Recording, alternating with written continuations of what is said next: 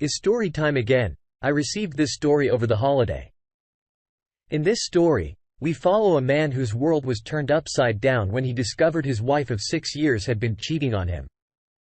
But he would also get more information from an unlikely source. His wife was a flight attendant, and it wasn't until he started digging through some phone records that he discovered his wife's betrayal. For the first 6 years of our marriage, we had a seemingly perfect relationship. We traveled together, celebrated anniversaries, and shared countless memories along the way. Although we had disagreements like any couple, we seemed to have a strong bond that would withstand any hardship. Little did I know at the time that an egregious betrayal was on the horizon. My wife became a flight attendant shortly after high school. I didn't realize you could become a flight attendant at such a young age. All you needed was a high school diploma, be able to pass a background check, and you were pretty much hired. But I didn't date my wife in high school. I met my wife through a friend who was actually a blind date. I fell in love with her. The moment I saw her, she seemed to be the perfect woman. We kept dating and doing things together. When I met her, she had aspirations to be a flight attendant. She was driven, which I found to be an attractive quality of hers.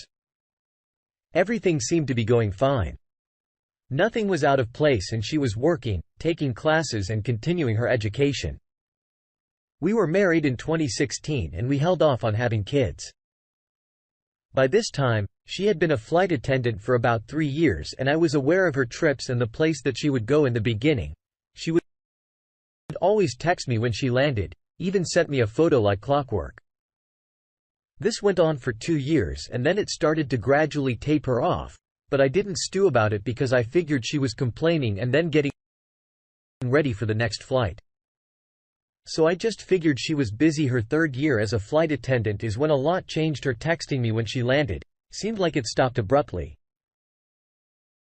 And when I called her, she wouldn't answer her phone. And when she did call or text me back, it would usually be the next day, and she would give me an excuse as to why she couldn't return my call or text. I didn't press her about it. But in the back of my mind, I was beginning to get worried that something wasn't right. For about a week, she wouldn't call or text just to chat. She would always do that when she was away. She would be in her room, and we would talk about places to visit together after getting home from work. One day I got an email that my phone bill was ready to view. I was eager to look at it because it was rather high, and I wanted to make sure nothing was out of the ordinary. As I scrolled through the bill, I noticed some strange phone numbers being called and texted by my wife's number. I mean, she was blowing up this phone number with calls and text messages. I didn't believe it. The amount was staggering, and that wasn't a good sign. So I wanted to continue digging into this phone number. She kept blowing up. I called the number once, and it went straight to voicemail, and of course, it was a guy's voice on the other end. I work for the city, so I am around a lot of lawyers, cops, and a few IT guys who also take care of our computers. I had a conversation with one of the IT guys, and I flat out asked him if there was a way I could recover text messages from a phone. He asked me what kind of phone I had. I told him I had an iPhone. He then tells me I could possibly recover them through the iCloud account. He gave me instructions, but I was still not sure. So after work, I went on the internet to see if I can make sure I did this right. After reading many articles and watching a few videos on how to recover deleted text messages, I decided to give it a shot. The recovery process took about an hour or two. But in the end, I was able to get all of her deleted text messages that she deleted from her phone. Paul.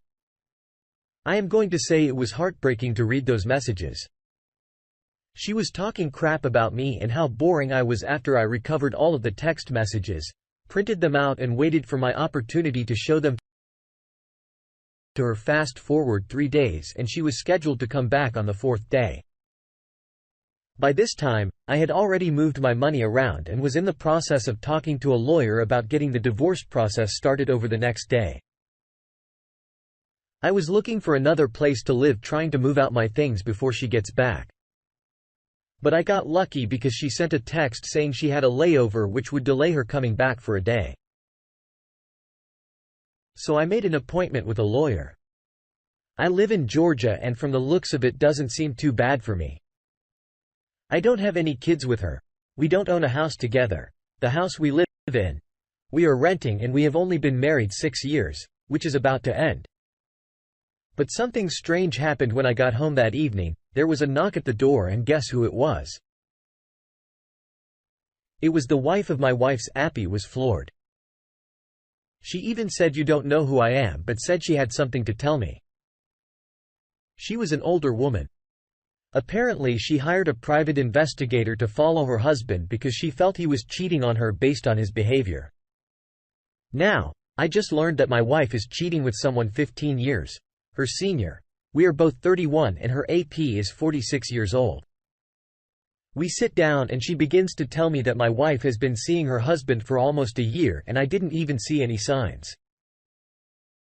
I told this guy's wife that my wife's behavior started to change just last year. She goes on to say that my wife and her husband had been talking about places they wanted to visit together like Hawaii and the Caribbean islands.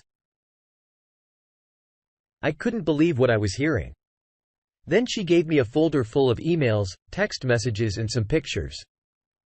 I asked her, how did she get the pictures?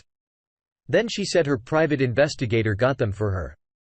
At the end of it, I felt like a fool that I didn't see any signs of this going on before she left. She said if I needed anything else, just let her know. She also told me that she is going to try to get everything she can from him. They have been married for 29 years. I am now getting ready for the divorce process and will be using all of the evidence. When I met with the attorney, he told me that all of this evidence may hinder her chance to get alimony here in Georgia. That day I had the attorney filed for divorce on my behalf. I then went home and started packing my things as much as I could because she was scheduled to come back in the morning. That night I ended up moving some of my things to storage. Then I went and stayed in an extended stay hotel. But before I left the house, I made copies of the text messages, pictures and everything I had and put them in an envelope and put it on the kitchen counter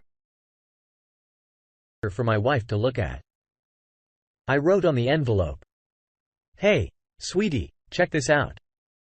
Well, when she got back the next day, she blew up my phone, but I never answered any of her calls or text messages. Fast forward a few days and her bombardment stopped abruptly. My lawyer calls me and says all she is trying to get is alimony, which I told him I will fight.